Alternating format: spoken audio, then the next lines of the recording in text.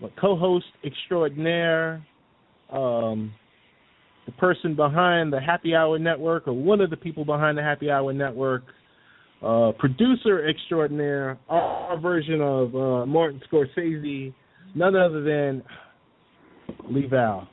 Lee, how you doing? I'm doing well. Can you hear me okay? I can hear you loud and clear. How are things? Things are good. I think you're the guy behind the network. I'm just kind of there. I'm hanging out, and I've decided to answer every question tonight, doing it Rasheed Wallace style, and just say both teams played hard. That's all I'm gonna say. It'll make for great radio. Oh my goodness, you're not gonna get off that easy, Lee. I'm telling you. So for the folks that just listen to the LMP show, Late Night Parent Radio, we have another wonderful show, Nikki X Happy Hour, which has there's 4 characters with a lot of character. And this is LeeVowell, who heads up that team, and I'm happy to sit on the team, but also one of the people behind the Happy Hour Network. So we got to thank you for allowing the show to ride the network and, reap the benefits. And we just want to say, we want to get all this out of the way. Lee, we want to say thank you once again. Oh, well, thank you. I've listened to your show every week that's been on. You have fabulous guests. The guests are amazing. And your first guest tonight, I definitely am going to have my wife go back and listen to the show, because she was all about nursing and the comfort, and we both wore the wrap, and I thought it was great. She was great. It was Jeannie. Is it LeeVowell? Is that how you say her last name? Yes, LeeVowell. Yeah, Jeannie she was fantastic. So basically, all the guests you've had on for 3 weeks have been great up till this point. So from this point on, maybe not so much, but everybody else has been fantastic. Oh, stop it, because right now, on the LMP show, we talk tech, we talk education, we do product reviews, mostly we talk parenting. And, Lee, once again, with you being a father and a dad, but very rarely we get to talk sports. We try to sneak it in every once in a while because, that's kind of like our sweet spot. But, we spent some time last night in Tennessee, at least virtually I was in Tennessee, and we were talking MLB playoffs. So I got to get at you and say, what happened to the A's? Which thoughts on it? Well, they fell apart. It was almost like last night's game. And the great thing about being on tonight is I get to retract everything I said last night, especially about King Felix not winning the AL Cy Young. When I looked at his numbers again today, September, his ERA was 1.66. He should be the AL Cy Young. I'll just go ahead and throw that out there. But the A's, for them, really, it was last night was like the fruition of everything that had happened in September, really, actually, the whole second half. They actually had the worst second half record of any team that had ever made the playoffs, ever, in the history of Major League Baseball.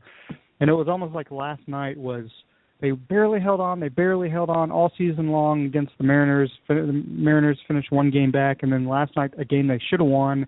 They score in the top of the 12th to make take a one-run lead, and then they give up 2 to Kansas City. It was a fabulous, great baseball game, which is why baseball is the greatest sport on earth, because of those type of games. But it was almost like that needed to happen to finish off the A's. That's what they needed. It was very cathartic as far as for the A's. That's what should have happened, and that's what did happen. And neither starting pitcher did well, and Lester didn't pitch well, to probably the detriment of one of the other co-hosts we have on the Nikki X Happy Hour, but neither did Shields. But, yeah, the A's they traded Cespedes, and he ended up being their whole offense, as it turned out, because they could score no runs except for last night, and then the pitching let them down. So it was perfect. Gotcha. So what's your thoughts on Pirates-Giants tonight? Because, we talked about how these one-game wild cards disrupt the playoffs altogether, and I told you last night, I was like, I love this part of it because, it shakes things up. It does. I still wish it was a 2 of 3 because I started watching Pittsburgh and San Francisco while listening to your show as well. So because I really don't like the hosts that do baseball, to be honest. You and I could do a better job than they do. But No, I was watching the crowds really into it, and I just kept thinking, I wish this was 2 of 3 because this is a one-game deal. Anything can happen, just like last night, and everything happened last night. Right now it's 0-0 and going to the bottom of the third. And, I can't stand the Giants because I'm a Dodgers fan, and I really hope Pittsburgh wins it because I think the fans of Pittsburgh have held on for so many years. I still think the Giants are going to win this game. I just don't think Volquez is going to be the pitcher that gets the Pirates on to the next round. I just don't like the one-game playoff. It's the one-game playoff used to be when you had a tie at the end of the season and you had to, hey, this team's going to be in the playoffs. I just don't like the one-game play. I don't think it does.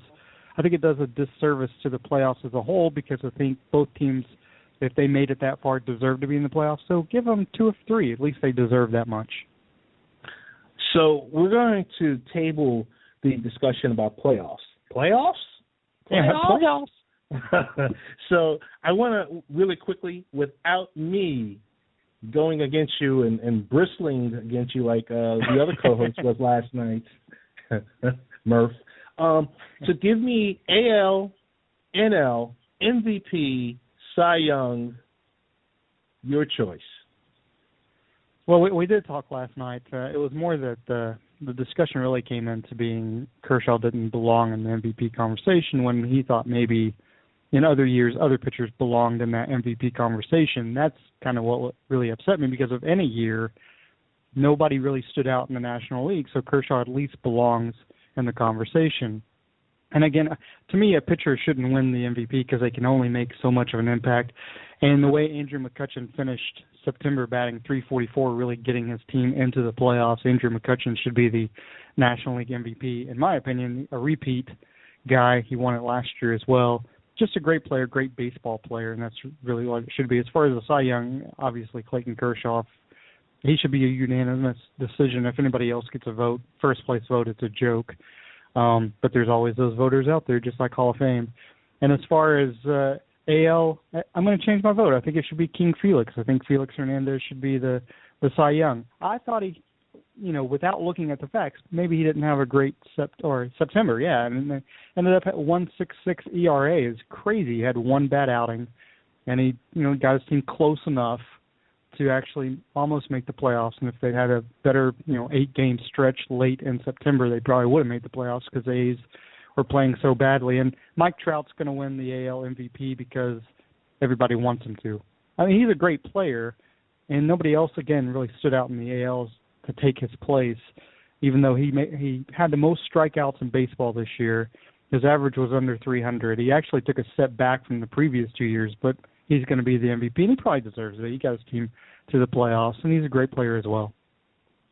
Got to ask you quickly, Executive of the Year, AL and NL. That is a good question. Everybody wants to say Billy Beane, but then because he made the decisions to get pitching in, that's a really good decision or a really good question. I may hold off on this just because Executive of the Year, I kind of want to wait to see what the teams do in the playoffs. If the Royals have had a great farm system for so long that maybe those guys actually move a little bit further into the playoffs, and we're looking at it a little different, the Walton family Executive of the Year in Major League Baseball. And there's only one. They don't have one for each league. I want to kind of hold off on that. I would have said Billy Beane if the A's would have moved further on, but that's an easy choice because he could get it almost in a year. Okay, I want to go back to the playoffs and give me your picks on who's going to meet in the World Series.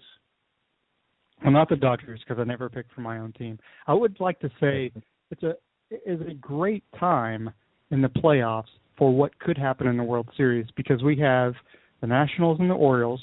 That would be a close, 50 miles apart. That would be a series. We have the Dodgers and Angels. That would be a freeway series.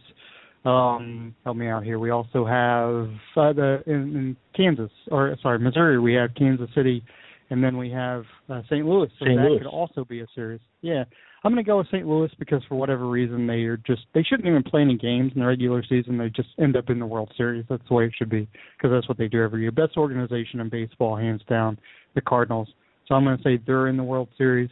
And I'm going to say it's the Angels and Cardinals, and I think the Angels actually won it this year, even though their starting pitching is a little bit less than what it was during the regular season. It can be because it's the playoffs, so you only really have to throw 3 guys out there. So Angels are my pick to win the World Series, and it'll be Angels and Cardinals. Gotcha.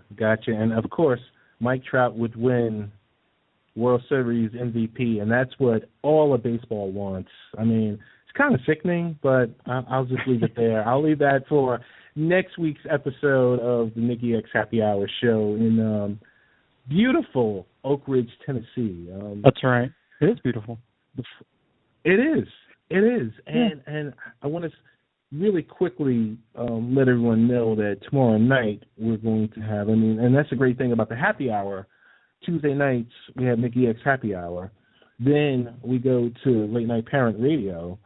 And then Thursday night we go to NBA Full Court Press with Danny Thompson. So that's your 2, 3, and 4 hitters, or 4, 3, I'm okay and 2, with number 2. No. I'm okay with number 2. I can get the guy over if he gets on. That's cool.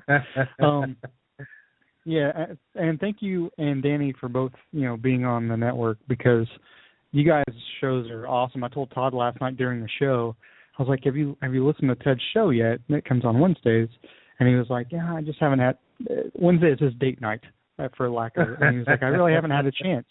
And I was like, Ted is amazing on the show, and I mean that sincerely, and I said it to him last night. He was like, I'm definitely going to have to catch it. I'm like, yeah, that's good on this show, but it's a foursome. We only have so much time to talk, but he is amazing on his own show, Late Night Parent. So, and Danny is fabulous, and we should have Danny on Nikki X more because he's great.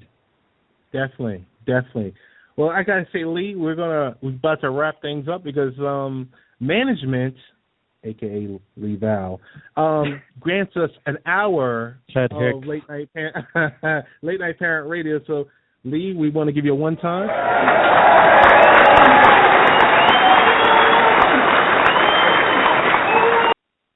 I get that every morning. And, of course, that wake up.